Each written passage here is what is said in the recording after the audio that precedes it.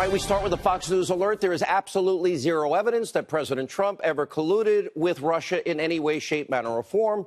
And now Robert Mueller's merry band of Trump-hating Democratic sycophants are completely and totally desperate to find anything, something on President Trump. Now, late last night, the New York Times released a report allegedly detailing questions that Robert Mueller wants to ask Trump before the investigation concludes. If any of these leaked questions are true, be warned. Mueller is laying a huge perjury trap for the president of the United States, which means two things. One, he has nothing. And two, it proves everything I've been saying about him and Andrew Weissmann and company. Two of America's top attorneys are now sounding the alarm. Watch this. The questions are very inartfully drawn. They are written as open-ended questions. They're not cross-examination questions. They're not sharp questions designed to confront and test.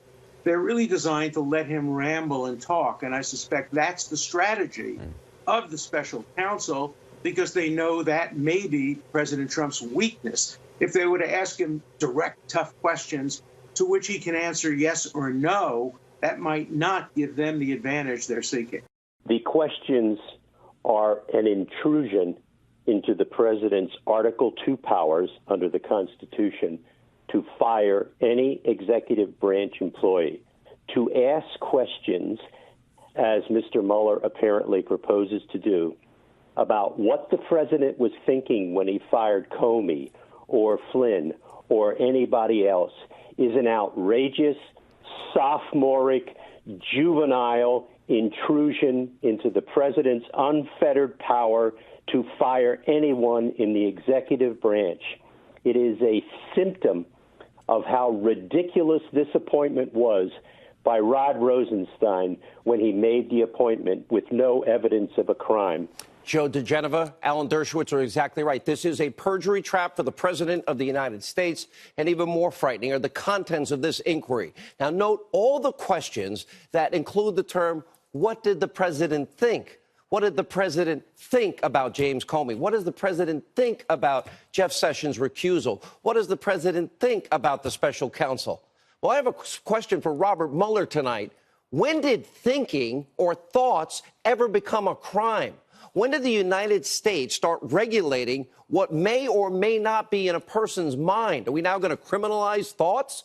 This list of insane, juvenile, ridiculous questions goes on, including one question about a statement to our friend Maria Bartiromo, the president's reaction to news reports and what discussions Trump had about terminating the special counsel. Excuse me, he never terminated him. And again, more questions about the president's thought process. Now, remember, this is originally was supposed to be about Russia collusion, an investigation, not some persecution of the president on ridiculous thought patterns. Rush Limbaugh captured it well today. He said the president should only agree to a Mueller interview if, in fact, President Trump gets the Hillary Clinton treatment. Let's take a look. If Trump could secure the same identical circumstances that were granted to Hillary Clinton, then why not sit down for the interview and answer the questions? But, of course, I speak facetiously because everybody knows that Donald Trump is not going to get the Hillary Clinton treatment extended by James Comey. You know, not under oath, not recorded, pretty much meaningless. Send in a pro-Trump person like Peter Strzok interviewed Hillary. You know, that's right. If we have a fair system of justice, President Trump should absolutely get the Hillary treatment for any interview with the FBI. And just like Hillary Clinton's interview, after the exoneration was written months later, well, Trump's interview should be conducted not under oath, not recorded, not be transcribed, and the exoneration written months in advance. And oh, yeah, someone with a pro-Trump bias, let's say me, I'll conduct the questioning. Now, if Hillary Clinton, how about Rush or the great one, Mark Levin? Good idea. Now, if she gets the Clinton treatment, anti-Trump FBI agent Peter Strzok for the interview, maybe, I don't know, we have a good choice of people. Lots of conservatives that can interview him. All right, none of this is ever going to happen. We know that. We now know, sadly, in America, we have a two-tier justice system. We don't have equal justice under the law, equal application of our laws.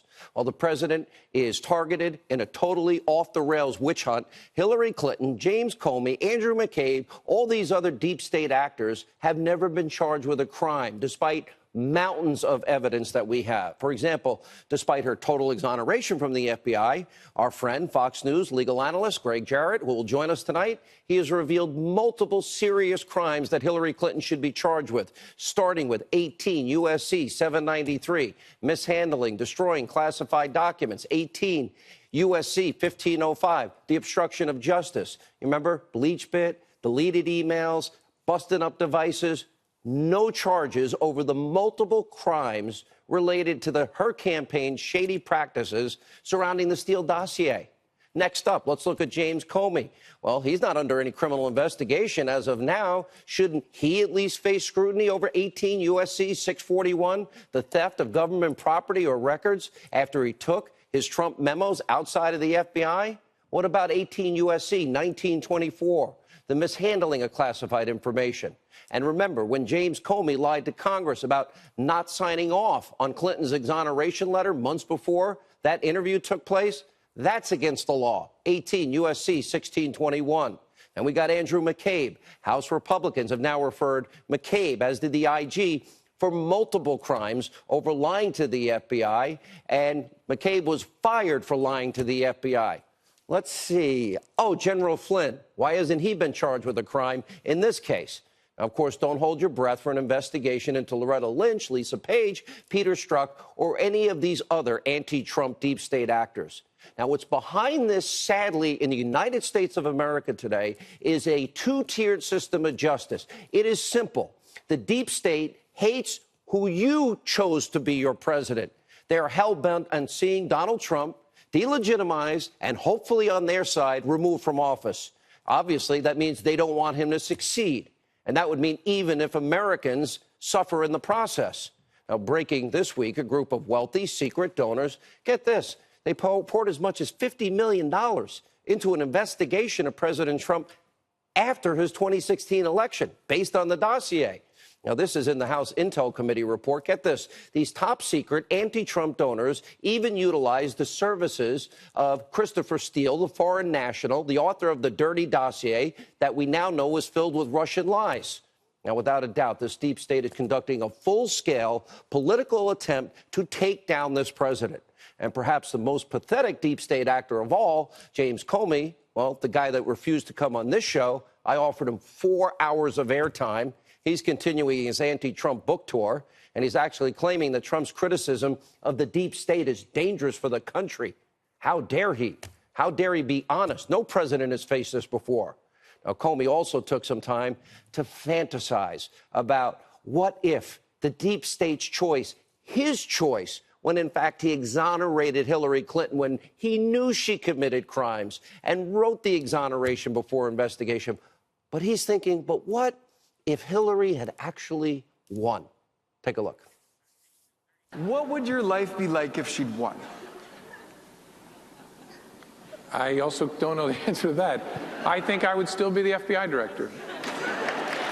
And the reason I say that is, someone asked me to compare the two, and it's too hard for me to compare the two, except Secretary Clinton is someone deeply enmeshed in the rule of law, respect for institutions, a lawyer. And so given that background, I'm reasonably confident that even though she was unhappy with decisions the FBI had made, she would not fire the FBI director as a result. But look, again, I don't know that for sure. No, I don't even think she would have kept you around. Now, let's turn to another anti-Trump actor, Deputy Attorney General Rod Rosenstein. Now, the Freedom Caucus chairman, Mark Meadows, who's been on this show a lot, along with several other House Republicans, they have drafted articles of impeachment against Rosenstein over the extremely slow release or just flat-out obstruction regarding subpoenaed documents related to the Clinton email investigation and, of course, the dossier and FISA abuse and the Russia investigation. Now, today, Rosenstein fired back, trashing Congress. Congress has a constitutional duty and authority of oversight, Mr. Rosenstein. I would think you read that in your Constitution. Take a look. They can't even resist leaking their own drafts. Would you care to elaborate on that? I saw that draft. I mean, I don't know who wrote it. There have been people who have been making threats privately and publicly against me for quite some time. And I think they should understand by now the Department of Justice is not going to be extorted. We're going to do what's required by the rule of law, and any kind of threats that anybody makes are not going to affect the way we do our job. And Congress is going to do their constitutional job and demand you hand over the documents they have subpoenaed a long time ago. Congressman Meadows responding on Twitter, writing, if he believes being asked to do his job is extortion, then Rod Rosenstein should step aside and allow us to find a new deputy attorney general, preferably one who is interested in transparency. And I'll add also the law. Now, also breaking tonight, Chairman Bob Goodlatte, Chairman Gowdy, they are requesting more information from the Justice Department surrounding fired FBI Director Comey's friend, Daniel Richman. He's the guy who used his special designation in the FBI to leak information to the press, which, of course, we know Comey wanted. Is Rosenstein going to cooperate on this one? I'm not holding my breath. Now, next up, we have yet even more examples to bring you from the abusively biased press in this country and their age-old tactic called bias by omission.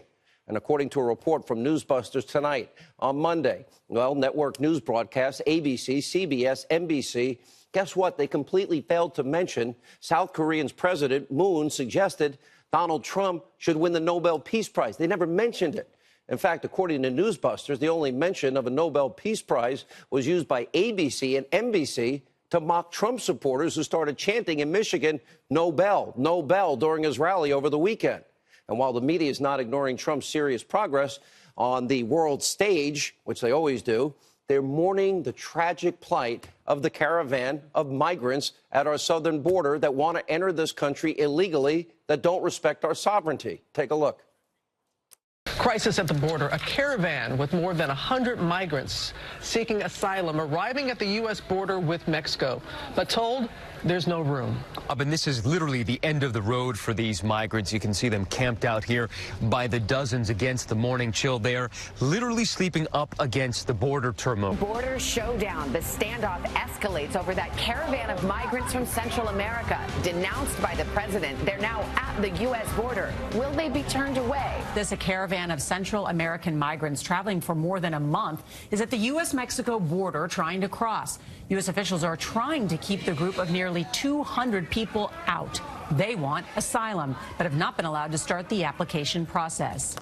Now, what the media is failing to emphasize is the Department of Justice has filed criminal illegal entry charges to 11 members of this caravan, including one felony charge to a person who was previously deported.